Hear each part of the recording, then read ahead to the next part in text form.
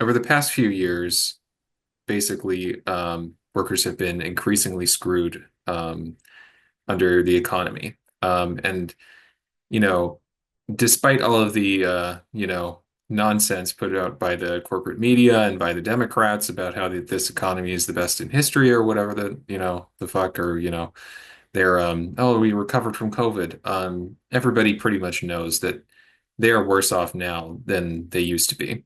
Um, And I think there's like three different ways that you can kind of look at this, three different trends that we can analyze.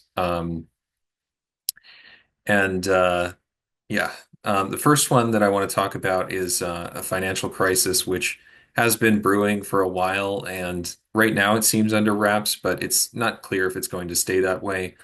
The next thing is the concentration of wealth and economic growth within the technology sector. And finally, the crisis of social reproduction.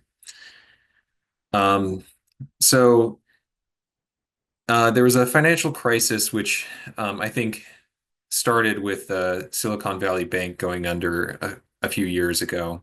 Um, and some other regional banks like Signature Bank and New York Community Bank went under as well. Um, in part, this is a result of the Federal Reserve raising interest rates. If you remember, they raised interest rates in response to the COVID pandemic shortages, which resulted in inflation, and their mission officially is to control inflation. The real reason for this, which we should all understand, is that workers had gained a lot of bargaining power as a result of the COVID pandemic and the infusion of cash that they had given during the recession that happened during the COVID crash. Um, and of course, the capitalist class does not like it when workers get some bargaining power and start unionizing and fighting back. So they raised the interest rates to basically tamp down on employment opportunities, and it worked. But a side effect of this is that a lot of the unprofitable investments and zombie companies and misallocations of capital start to become more punishing.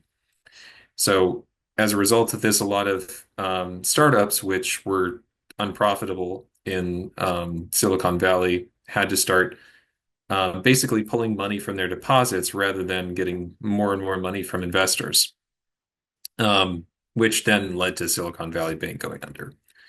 Um, Another aspect of this, raise in interest rates is in particular the office real estate crisis, which, if you don't know, a lot of office real estate is currently underwater, and the office buildings that have been sold at like pretty spectacular discounts. My office building, for example, sold at a 67% discount, which is pretty insane. Um, and that's really not uncommon if you're looking around. Um, and the problem for the capitalist class with this is that a lot of regional banks and pension funds and all kinds of things are invested into commercial real estate because it was supposed to be the most secure investment. I mean, where have we heard that before? Um, and so of course, they had the bailout with Silicon Valley Bank, and it's not clear exactly what's going to happen with this, but they're kind of stuck in a bind with this one. If they do more bailouts, of course, that's going to mean that these bad investments continue to linger and make economic growth anemic for the time being. Um, However, if they let these things go bust, then they're going to lose money, and there's no guarantee that the economic growth will come back in their favor necessarily. So, talking about the economy, like the second part of it, the concentration of wealth in the tech sector, um, basically most of the economic growth that has happened over the past 10 years has happened within the tech sector. Like depending on how you count membership to the big tech club, you can see that basically all of the big tech companies like Amazon, Facebook, Microsoft have and Google have outperformed the stock market over the past 10 years. And the result of this is that increasingly only the only place for getting good jobs is within the tech sector. Um, and other companies um, strain the definition of their business in order to proclaim themselves tech companies. Like, I believe in 2014 or 2013, around then, Domino's said that it was a tech company that happens to sell pizzas, which is, just pretty ridiculous, right? Um, and the current hope for the U.S. capitalist class and the tech moguls is that economic growth will come about through AI. But I think there's a lot of reason to be very skeptical of that. Um, you know, as I covered in the perspective, a lot of it is smoke and mirrors. You can read about that more specifically. Um, and as well, it was basically built upon stealing other people's work and, art, writing, etc.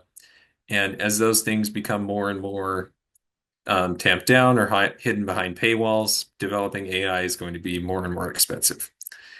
Um, so the third thing to talk about, I think, and perhaps the most important one, is social reproduction being in crisis. I think it's not surprising to anybody, if you've been paying attention over the past few years, that life is just much harder now, and the medical profession is completely in tatters. Childcare is completely in tatters. Teachers report that things have gotten worse and they have fewer teachers to even deal with the problem, fewer resources. And of course, the most dramatic uh, thing thing to remember is that housing has increased dramatically in price. Um, like last year, it was reported that um, there was like an 18% rise in homelessness, I believe. I can't remember the exact number, but it was an absolutely insane number. Um, and the, um, the purchase price of a home since 2019 has increased by 50%. Um, it's really just shocking, the amount of um, how much more expensive housing has become. And the result of all of this is that the birth rate is much lower. People are less able to work because they get sick more frequently, and the medical system can't take care of them. They, no longer can afford childcare, so they have to drop out of paid labor. Um, so the result of all of this is that the labor supply has become smaller than it was before COVID. Um, and while the U.S. capitalist class would love to resolve this by just forcing us to work more or by, stripping away our rights, over the long term, I think they're going to have more difficulty with doing that. Um, so, with all of this, I think average people have realized that what's my time? Am I yeah, I think I'm okay.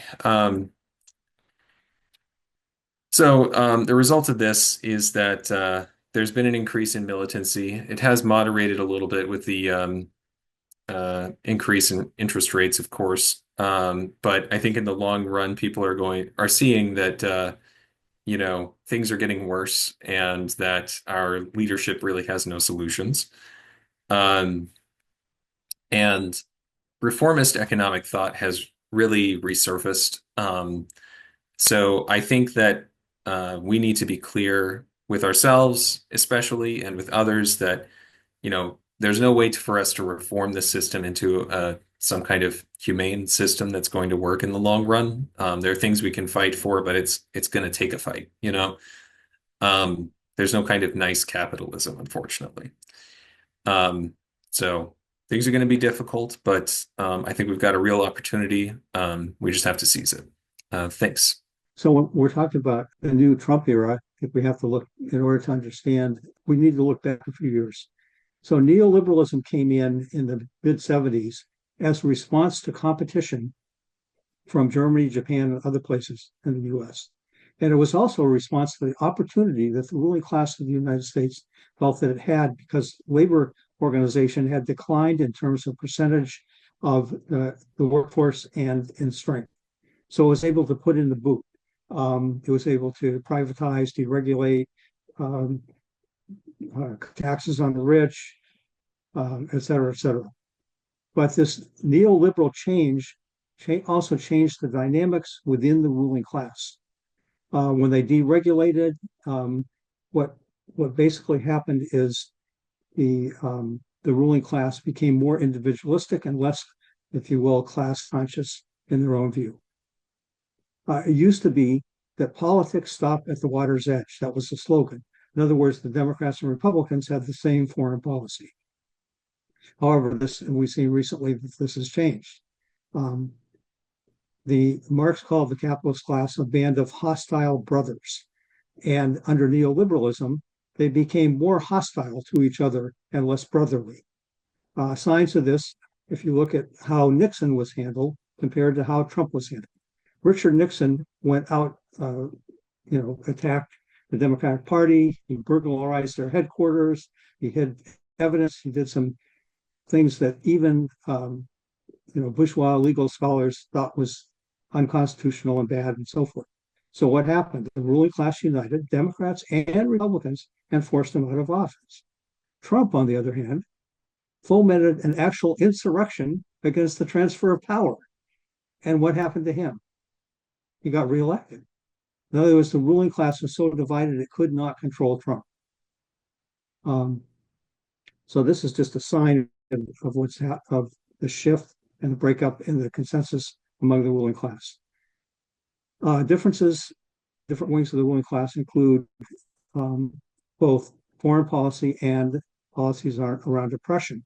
So there's an internationalist wing around the Democrats, which believes in continuing to use U.S. domination through imperialism through alliances, versus the America First protectionist MAGA wing, which wants a more transactional foreign policy and not and having the U.S. kind of go it alone.